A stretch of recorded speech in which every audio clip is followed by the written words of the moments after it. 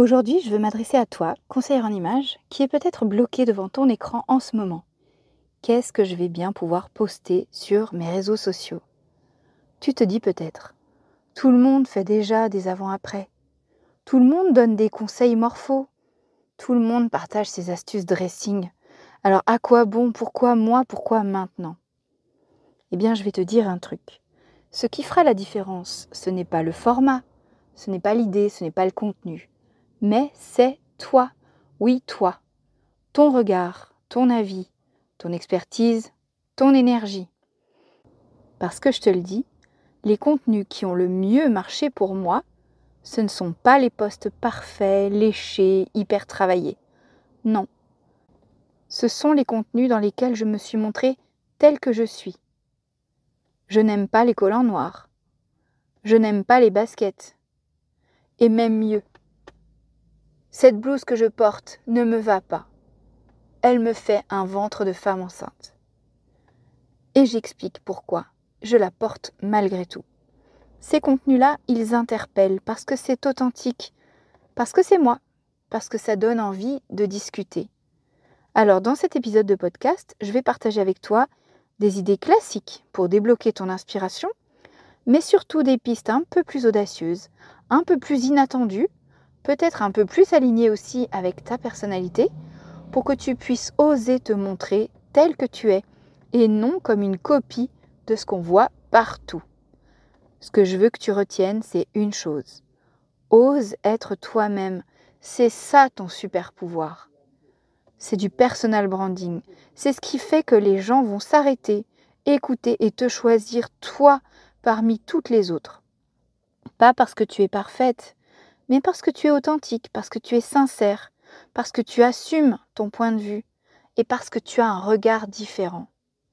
Alors installe-toi confortablement, prends de quoi noter et laisse-moi t'embarquer dans ce tour d'horizon des meilleures idées pour réveiller ton inspiration et surtout pour libérer ta voix unique. C'est parti! Bonjour et bienvenue dans le podcast Happy Personal Shopping. Je suis Maïté Despréaux, bulle de mode, mentor business spécialisée dans l'accompagnement des conseillères en images et personal shoppers débutantes. Forte de plus de 15 ans d'expérience comme personal shopper, j'ai le plaisir de vous guider pour vous lancer dans cette activité passion. Dans ce podcast, nous aborderons 4 grandes thématiques pour vous aider à démarrer et à exercer sereinement. Première, la stratégie et l'organisation. Des conseils pratiques pour développer votre activité tout en préservant du temps pour vous. Deuxième, l'état d'esprit entrepreneurial. Je vous donnerai les clés indispensables pour bâtir une entreprise solide et durable. Troisième thématique, le savoir-faire métier. Tout ce qu'il faut maîtriser pour asseoir votre expertise et devenir une véritable professionnelle. Et enfin, les inspirations, des idées en matière de business et de style pour nourrir votre créativité, enrichir vos connaissances et mieux accompagner vos clients. Si tout cela vous plaît, alors commençons tout de suite avec l'épisode du jour. En février 2022, j'ai pris une grande décision. Je me suis dit, je reprends mon Instagram en main et je publie chaque semaine un nouveau contenu sur une thématique donnée. J'ai fait la première semaine, j'ai fait la deuxième semaine, j'ai fait la troisième semaine et là, en faisant des recherches, parce que ChatGPT n'existait pas encore à l'époque, en faisant mes recherches directement sur des sites, sur des livres, etc., je me rends compte que tout ce que je voulais dire a déjà été dit. Et ça m'a mis un coup au moral, ça m'a bloqué complètement dans ma stratégie de création de contenu, ça m'a complètement stoppé net et toutes mes belles ambitions de faire toutes les semaines un contenu différent sur Instagram ont été stoppées. Pendant près d'un mois, je n'ai plus touché à Instagram. J'étais dégoûtée, je ne savais plus comment faire, j'étais complètement paumée parce que je me disais je ne peux pas publier un contenu qui existe déjà ailleurs. Quand on débute, et même après, on a toute tendance à se dire ça. À un moment donné, mais pourquoi est-ce que je vais parler de cette ultime tendance qu'on a vue partout sur les réseaux sociaux? Pourquoi est-ce que je vais parler de cette astuce-là? Je l'ai déjà vue sur une telle, mes concurrentes. On se dit, on va toutes avoir les mêmes posts. Des avant-après, des astuces rapides, des conseils morphos, un look de saison qui est tendance. La première chose que je voudrais te dire déjà, c'est ne t'en veux pas. Déjà, tu as des idées, c'est quand même génial d'avoir des idées.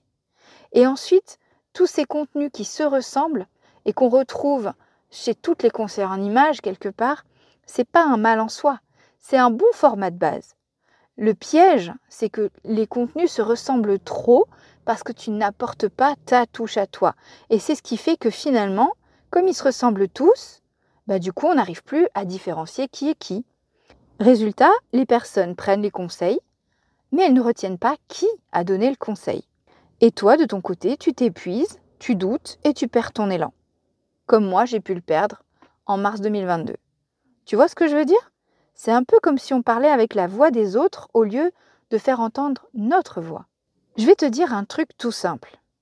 Les posts qui ont le plus marché chez moi, comme je te le disais en introduction, ce ne sont pas ceux où je donnais les meilleurs conseils.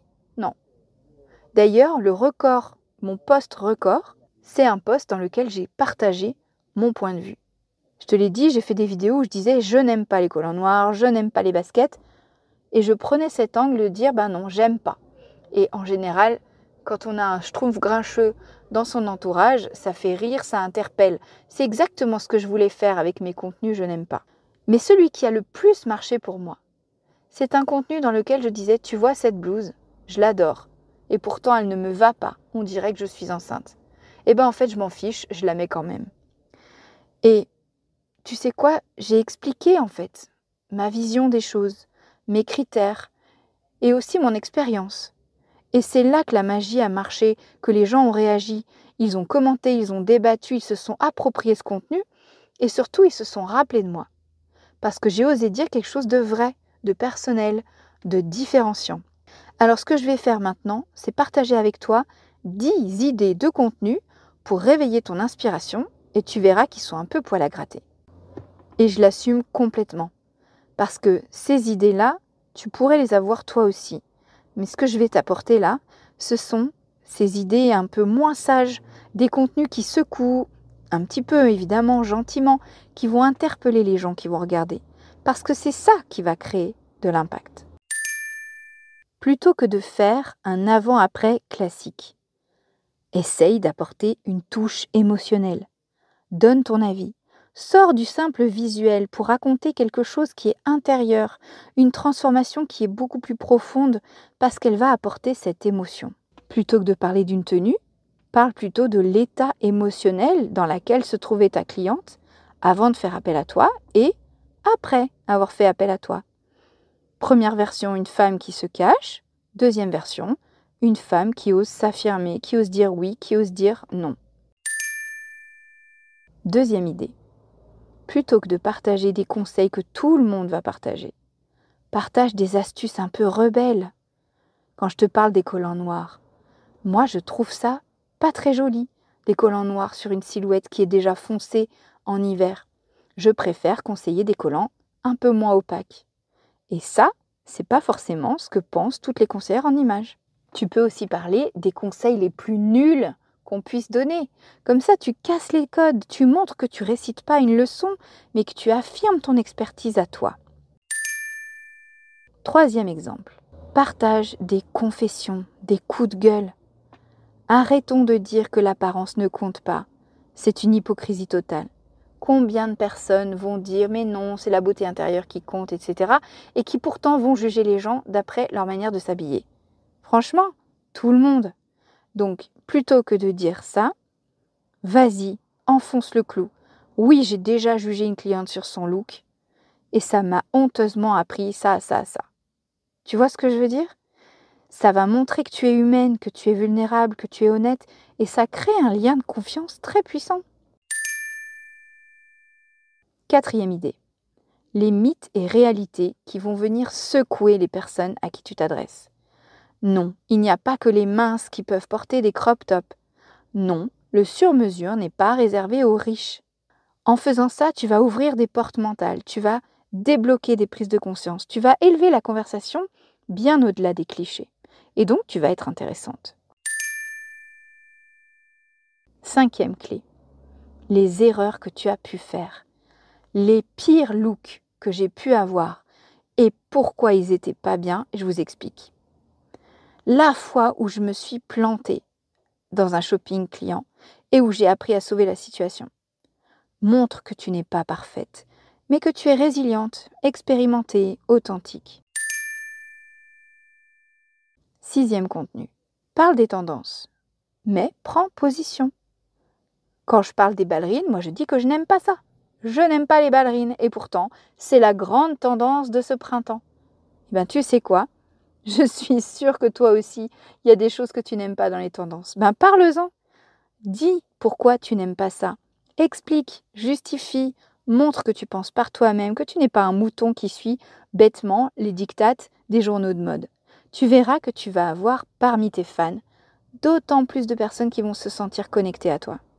Tu vas devenir une voix originale, tu vas vraiment montrer que tu penses par toi-même. Et ça intéresse les personnes qui sont là sur les réseaux, à attendre que tu leur montres que tu existes. 7e contenu. Des coulisses, mais pas seulement, des coulisses un peu drôles, insolites. Les 5 moments où j'ai failli abandonner une cliente en cabine. Sincèrement, celui-là, j'ai trop envie de le faire.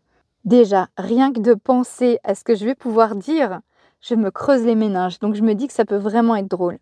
Et puis en même temps, ça désacralise ton métier. Tu crées de la connivence, de l'humour, de l'humanité, tout ce qui fait que finalement, les gens vont adorer ton contenu. Allez, il en reste 2. 8e piste. Un petit jeu décalé et introspectif. Une petite question comme ça que tu glisses dans la conversation. Que révèle votre pièce fétiche sur vos blessures émotionnelles? Ah oui, là, il va falloir aller creuser. Il va falloir aller comprendre pourquoi cette jupe, elle est hyper importante pour ta cliente.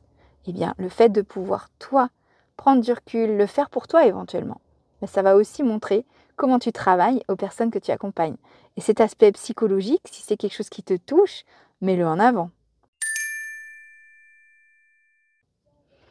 Avant-dernière idée de contenu un peu poil à gratter. Les icônes mode. On en voit partout de ces posts. Ah, Grace Kelly. Ah, Audrey Hepburn. Ah, Inès de la Fressange. Ah, Charlotte Gainsbourg. Bon. Et si on parlait des autres icônes? Des icônes oubliées, des icônes moins connues. Paris Hilton, par exemple. Janis Joplin.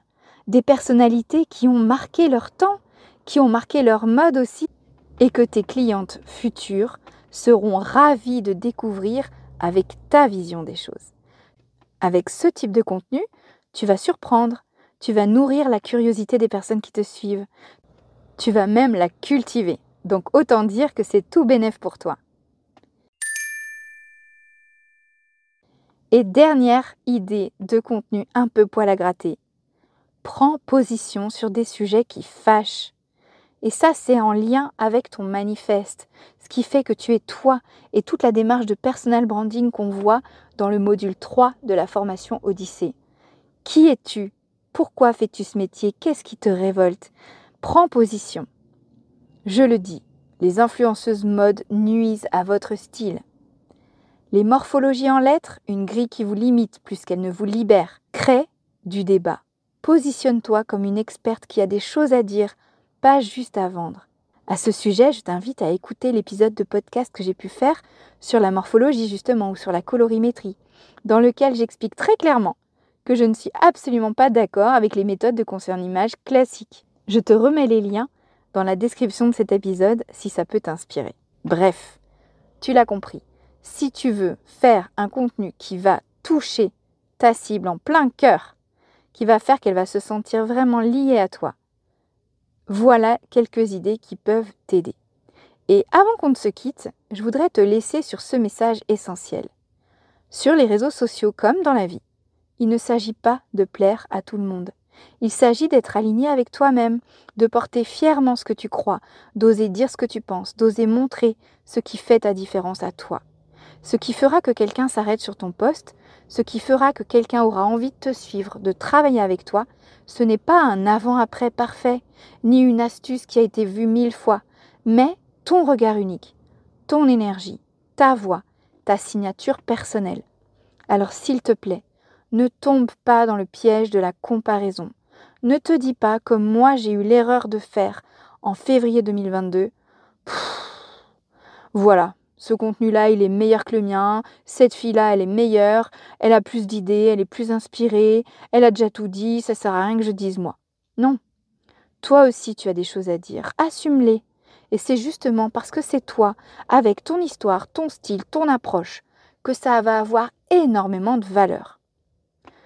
Je te souhaite de créer des contenus qui te ressemblent, qui te fassent vibrer et qui te connectent aux bonnes personnes, pas aux foules anonymes, mais à celles qui ont vraiment besoin de toi et qui vont se reconnaître dans ce que tu vas leur dire. Alors maintenant, à toi de jouer, à toi de prendre la parole, à toi d'oser et n'aie pas peur, encore une fois, de donner ton avis. Je te promets, non seulement l'inspiration viendra, et elle viendra plus tu vas chercher à aller gratter dans ces sujets, et en plus, tu auras un impact. Je te dis à très vite. Merci beaucoup pour ton écoute. Pense bien à rester fidèle à toi-même, c'est hyper important. Et je te souhaite une merveilleuse semaine. Je te donne rendez-vous pour un nouveau podcast la semaine prochaine.